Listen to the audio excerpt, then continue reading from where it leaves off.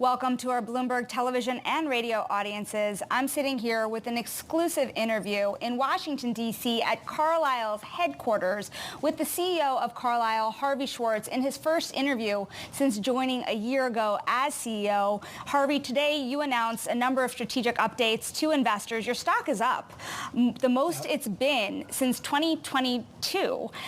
What is the biggest change that investors need to know about the future of Carlyle today? So great to see you, Sonali.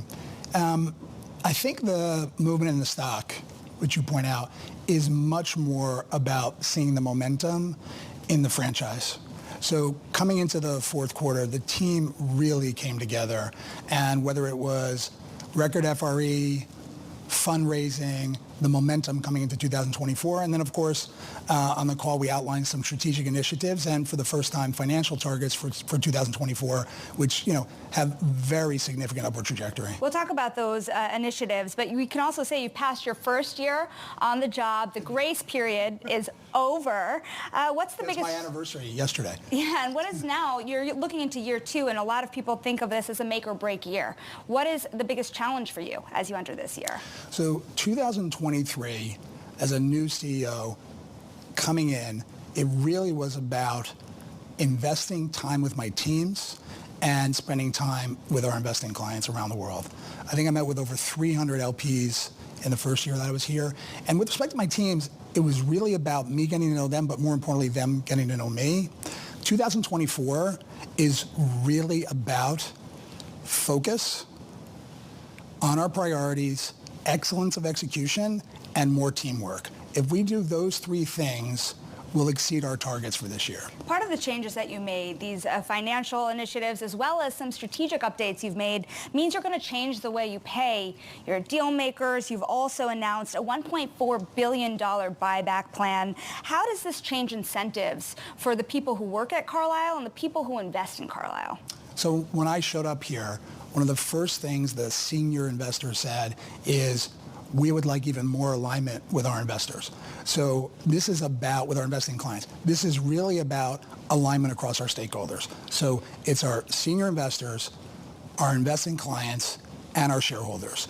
And as I said earlier, it really is a win-win-win because our investing clients get more alignment with our investors get even more pay for performance, and our shareholders get an increased steady stream of fee-related earnings. Most investors would recognize it's a tough job. Carlyle's founders, including David Rubenstein, who is a contributor to Bloomberg TV as well, has been famously involved in the succession plan at Carlyle, and they remain large shareholders of the firm. How involved are they in the day-to-day operations? So when I met with the founders before I took this role, I was very clear with them that I wanted them very involved in the business. Carlyle is an iconic brand. They created an amazing culture here. Getting to know this company over the past year has been an extraordinary privilege for me, but having really their history, their connectivity with clients, their investing experience, we'll take as much as we can get at Carlyle. So record fee-related earnings, as you have said, but even in the last year, there was a 36% rise in Carlyle stock. Last year, rivals, Blackstone, Ares, were 70% or more. How do you keep up? How do you get Carlyle's stock price to start to match your rivals? So I think about the stock price really as an output. It is about, again, what I said, focus on priorities, deliver performance. If we do all those things, the stock price is going to follow. How do you think about some of these areas that have been very hot-button issues across Wall Street? Take private credit, for example. On one hand, it is a big place for Carlyle to be bringing in new money. You've shown that in the fourth quarter. On the other hand, there are a lot of questions about the industry at large, that a lot of money is flowing in, and whether there's enough opportunities to put that money toward. How do you address those concerns? So I think there's really two questions that have come up around credit. One of them, I think, really relates to systemic risk. And I think a lot of those discussions are sort of misunderstood. If you think about what we do as capital providers and how we provide that capital, and then you have a discussion around systemic risk, it really doesn't have the three core characteristics. We don't have leverage, we don't use significant leverage, there's not concentration risk, and there's not interconnectivity in what we do. So I think the systemic risk discussion, that's a bit overblown. And things in terms of deploying credit, it's our responsibility first and foremost to our investing clients to deploy that credit in the most thoughtful way possible. And that's what having 20 plus years experience in the credit business. There is a risk of a bubble? I think whenever you see a lot of capital moving into a space, you have to worry about at the margin how that distorts the opportunity set. But that's where the investing teams really have to do their best work. They have to pick their credits, they have to deploy that capital, and they have to perform. You know, we're sitting here on a week, too, where you're seeing fears about regional banking come up once again in the market. You're seeing the issues over at New York Community Bank and the downgrades that it's been facing. When you think about the role of private capital, where Carlyle fits into the story, how much can private capital really start to jump into the problems of the regional banking system? So I think as capital providers, whether it's in our private equity platform, credit, our solutions business, I think this capital can be incredibly valuable and has proven to be valuable in terms of solving economic problems. And so I think when you think about banking crisis or a banking disruption, the best way to address that is with the most efficient cost of capital. And if Carlyle can be a provider of that capital, I think we should put that capital to work on behalf of our clients. Well, some of the areas, too, are kind of choppier. Let's say commercial real estate, for example. There are a lot of fears that the commercial real estate sector could really be facing a significant crisis, particularly in the New York area. Do you share those concerns? So one of the very fortunate things that I inherited when I showed up at Carlyle is one of the best real estate investing teams in the world. Their performance over 20 years is truly extraordinary. When I talked to them about commercial real estate, they really started backing away from office many, many years ago.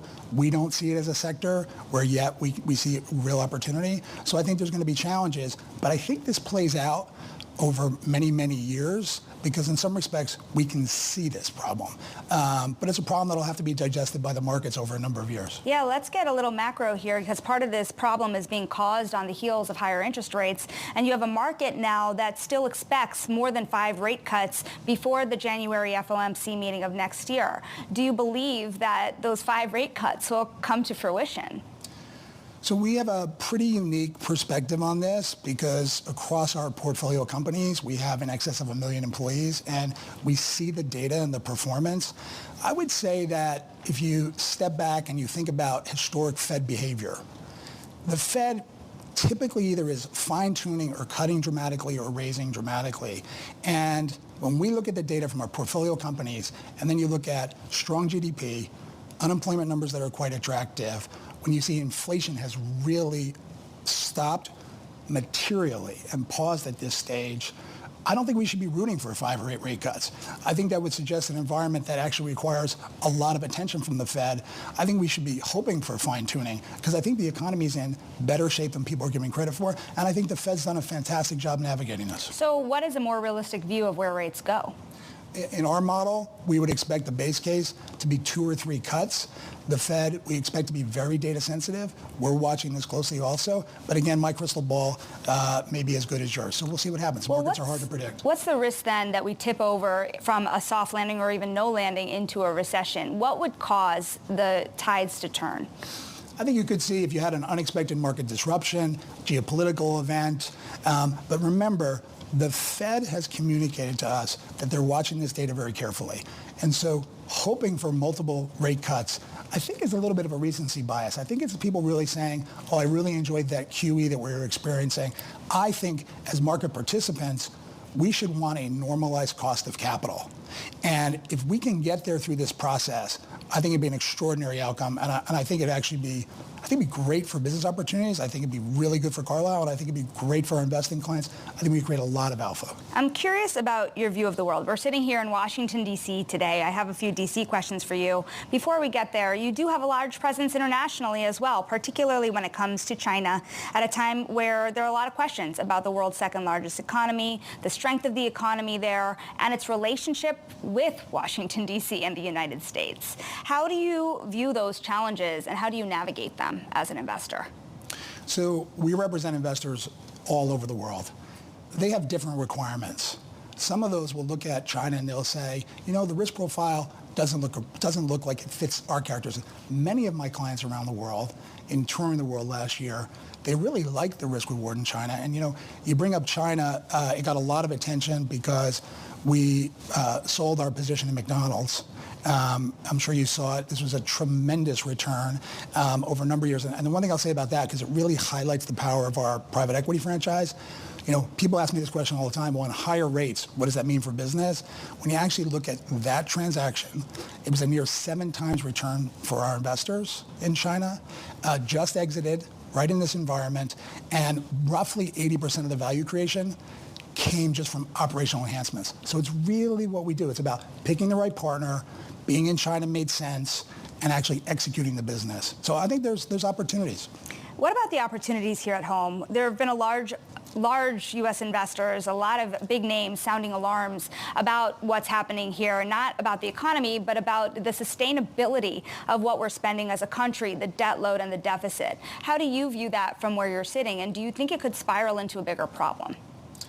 So I think these are all legitimate concerns. We tend to lament a lot of things in the United States. I think I'll tell you, when I traveled around the world last year in a number of geographies, I was told by our investing clients they felt a bit over-allocated to the United States, and they actually said they're going to keep allocating more to the United States.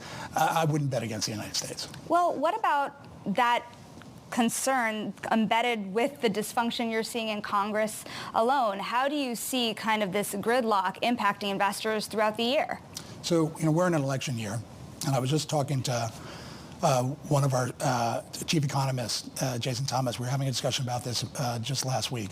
And I think the S&P 500 has gone through 23 election cycles. In 23 election cycles, roughly 80+% of the time, Democrat, Republican, the S&P 500 has gone up. I'd like to see us get through an election cycle, and I'd like to see everyone in Washington really start to come together, because we do have complex problems, and coming together is the way we're going to solve them. Well, with the constant threat here of government shutdowns, for example, do you think that the road ahead this year could be bumpy, particularly as we head through the election? If it's been like the ones I just mentioned for the 23 elections since the S&P 500, I think it's going to be good for markets. I don't think it's great when our politicians play ping pong with things like the debt ceiling and everything else.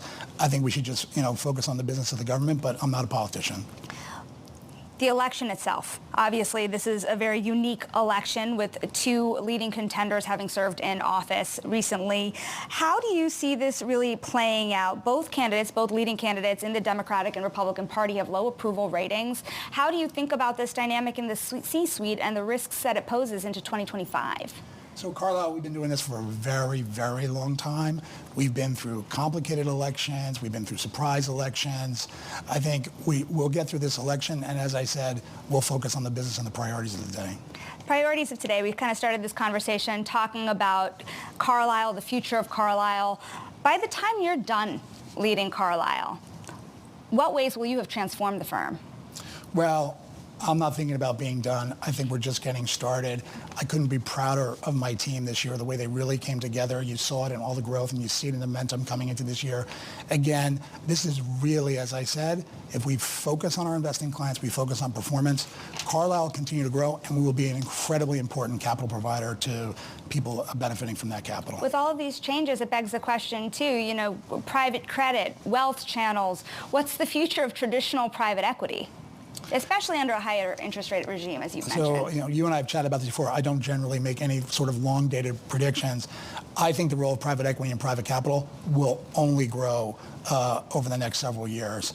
The number of companies that will want to stay private, the wealth accumulation in the world, the actual wealth that will move into this sector, often referred to as the democratization of the asset class, the tailwinds in the industry. And one of the great appeals for me actually coming in and thinking about, can I really have the impact I want to have at Carlyle, is about the trajectory of this industry. I think it's early days for private capital managers, and I think we're all on a pretty steady growth path. Last word here. It's interesting. You're talking about these share buybacks. You're talking about also the changes you're making at the firm. Analyst on the call earlier was almost asking, are you giving back too much money? How are you going to keep investing back into the firm? How are you going to keep investing back into the firm? So in terms of how we think about capital allocation, today was all about defining the flexibility. acknowledging first and foremost that we think the enterprise value isn't represented. And so if we think that is the best marginal deployment of capital, we'll put it back to the shareholder. We're not going to sacrifice growth opportunities. And I don't want to make it too technical, but it really just is about the efficient frontier and efficiently allocating that capital. If we think the best opportunity is in growth, where we see enormous opportunity, we'll do it. If we think the capital flexibility provides us the opportunity to return it to shareholders, we'll do it. But the balance sheet is strong, and we can do both things. Harvey, thank you so much for your time. That is Harvey Schwartz, the CEO of Carlyle, just off of his first year on the job for Bloomberg Television and radio audiences.